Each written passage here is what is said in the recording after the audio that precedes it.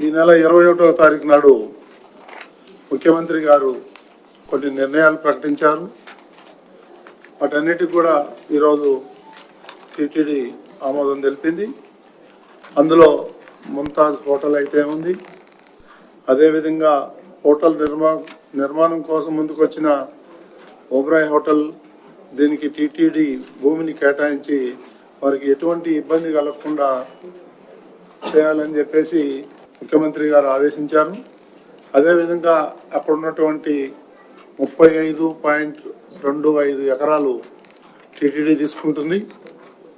అదేవిధంగా ఇంకొక 15 ఎకరాలు కూడా అక్కడ టూరిజం వాళ్ళది. ఆ టూరిజం భూమిని కూడా మనం మొత్తం తీసేసుకొని మొత్తం 50 ఎకరాలు అవుతుంది.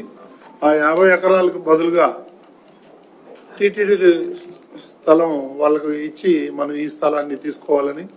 ఎందుకంటే ముఖ్యమంత్రి గారు క్లియర్గా చెప్పారు, జూ పార్క్ నుంచి కపిలేశ్వర తీర్థం వరకు కొండకు ఆనుకున్న ఏదైతే స్థలం ఉందో దాంట్లో ఎటువంటి నిర్మాణాలు జరగకూడదని సీఎం గారు క్లియర్గా ఇన్స్ట్రక్షన్ ఇచ్చారు. దానికి అనుగుణంగానే 50 ఎకరాలు మనం తీసుకొని టీటీడీ ఏదైనా కావాలంటే నిర్మాణం చేసుకోవచ్చు, కానీ అక్కడ మాత్రం ప్రైవేట్ వ్యక్తులకి ఎవరికి ఇవ్వకూడదని చెప్పేసి తీర్మానం చేయడం జరిగింది. అట్లాగే ముందు టీటీడీకి ఆనుకుని ఉన్నటువంటి భూములను కూడా ఎలాంటి నిర్మాణాలు జరగకూడదని చెప్పేసి తీసుకున్నాము.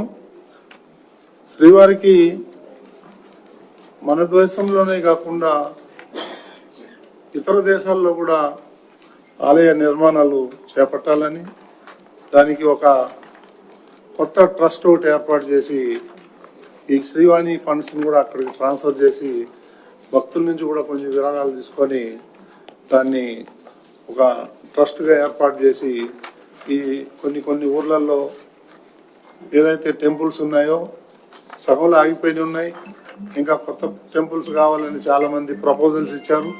వాటన్నిటికి కూడా ఈ ట్రస్ట్ ద్వారా ఆలయాలు నిర్మించడం జరుగుతుంది.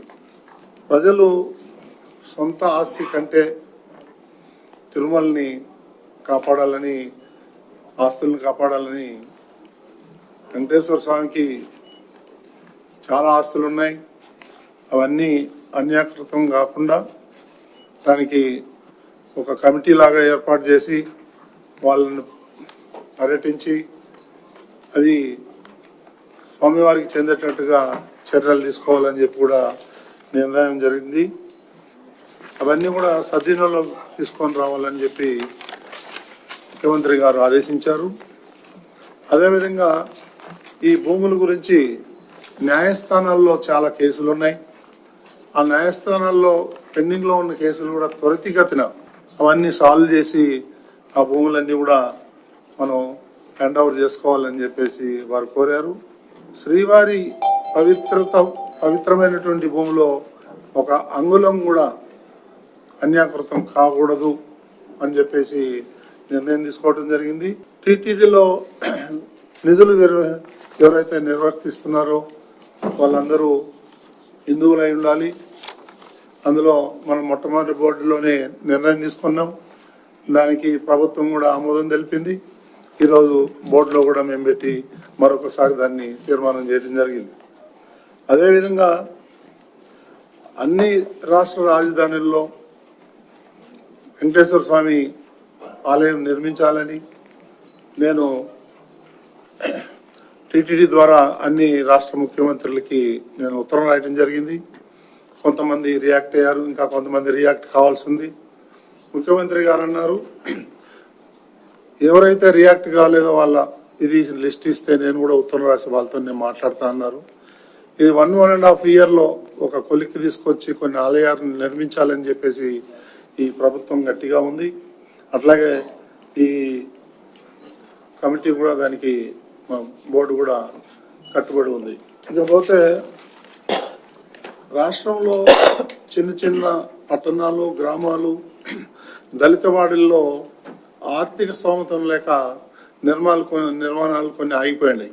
వాటన్నిటికి కూడా కంప్లీట్ చేసి ప్రజలకు అందుబాటులోకి తేవాలని చెప్పేసి, భక్తులకు అందుబాటులో తేవాలని చెప్పేసి కూడా తీర్మానం చేయడం జరిగింది. ఈ ప్రక్రియకు టిటిడి అధిక ప్రాధాన్యత ఇస్తూ నిరంతరాయంగా ఎక్కడ రాజీ పడకుండా దేవాలయాల్ని పునర్నిర్మించాలని కోరుతున్నాం.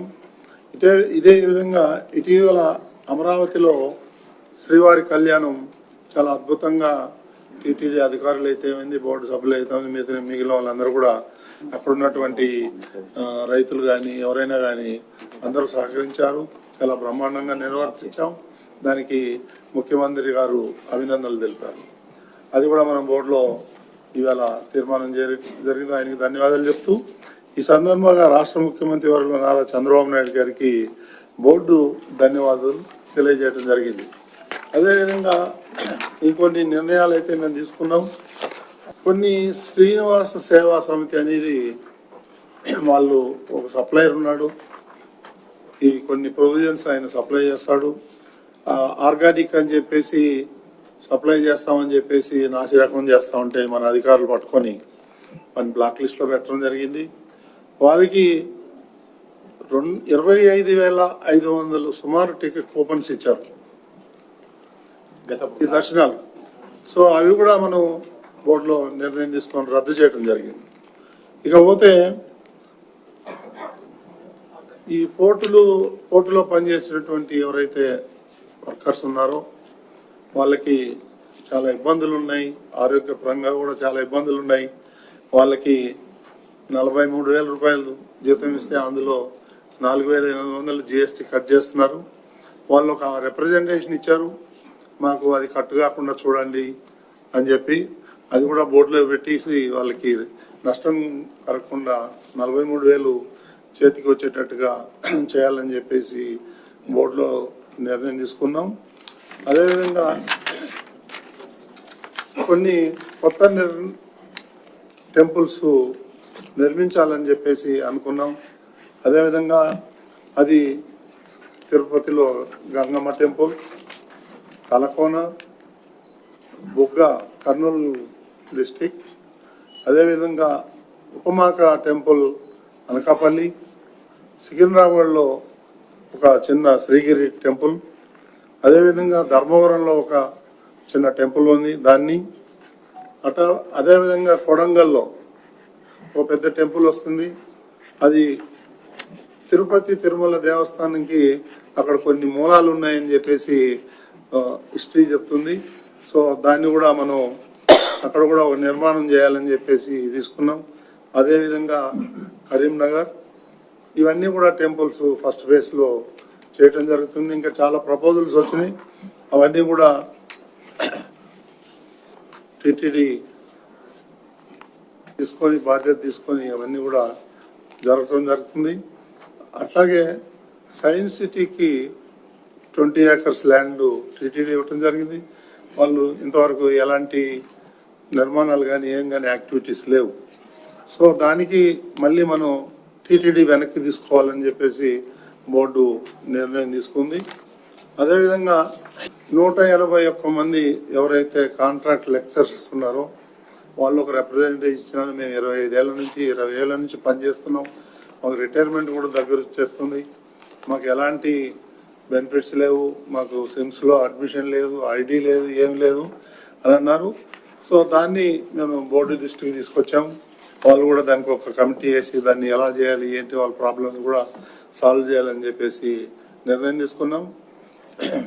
ఇంకొకటి, ఈ టీటీడీలో ఎవరైతే పర్మనెంట్ ఎంప్లాయీస్గా పనిచేస్తున్నారో వాళ్ళందరికీ 3 నెలలకు ఒకసారి శుభదం టికెట్లు ఇచ్చి వాళ్ళని దర్శనాలకి అలౌ చేయాలని చెప్పేసి కూడా బోర్డు నిర్ణయం తీసుకుంది ఫ్యామిలీస్తో. అట్లాగే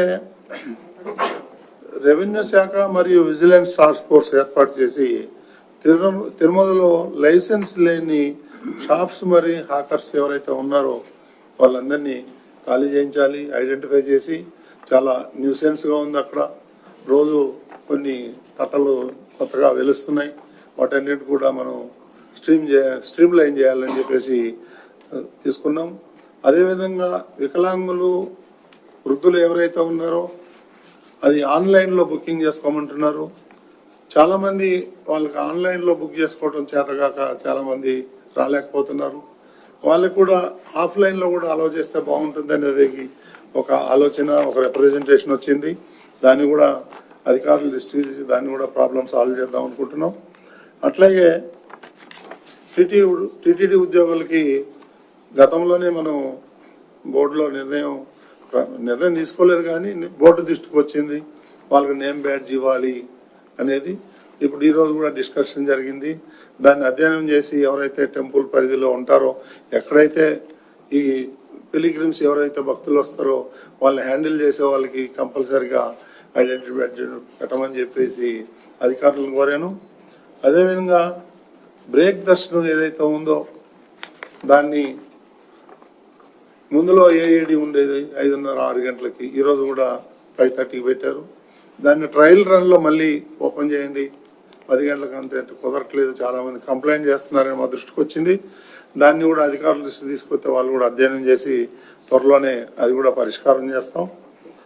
ఇక కాశీమఠం ఏదైతే ఉందో వాళ్ళకు కూడా నిత్యహారితిలో వాళ్ళకి కూడా ఇవ్వాలని చెప్పేసి ఇవన్నీ కూడా నిర్ణయాలు తీసుకున్నాం. ఇకపోతే కొన్ని విషయాలు ఉన్నాయి, అవన్నీ కూడా మీకు సిపిఆర్ఓ కానీ వాళ్ళందరూ మీకు ఇస్తారు. ఈ గతంలో ఏర్పడిన అగవ శాస్త్ర పండితులు ఎవరైతే ఉన్నారో సభ్యులు, వాళ్ళని కమిటీ వాళ్ళని 5 మందిని కొత్త వాళ్ళని తీసుకొని పాత వాళ్ళని కొన్ని తప్పుడు నిర్ణయాలు తీసుకుని మా దృష్టికి వచ్చింది. వాళ్ళందరినీ కూడా డ్రాప్ చేసి కొత్త వాళ్ళని నిర్మించుకోవాలని చెప్పేసి ఒక బోర్డు నిర్ణయం తీసుకుంది. మిగిలిన ఏదైనా కింద శ్రీనివాస స్పోర్ట్స్ కాంప్లెక్స్ లో ఏదైతే వాళ్ళు ఎప్పటి నుంచో వాళ్ళు అడుగుతున్నారు, వాళ్ళకి కూడా ఒక 1 crore రూపీస్ కానీ కావాలని అడిగారు.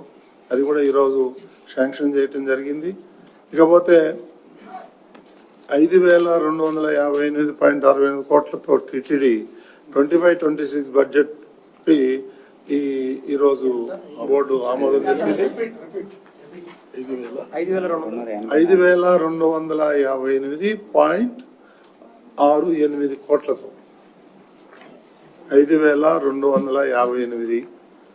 5,258.68 కోట్లతో టీటీడీ 25-26 బడ్జెట్ బోర్డు ఆమోదం తెలిపింది. ఇక మీకు ఇది ఇంకా ఏమైనా డీటెయిల్ కావాలంటే మనకి సిపిఆర్ఓ మీకు మెయిల్ ద్వారా కానీ ఇంకా చేస్తారు.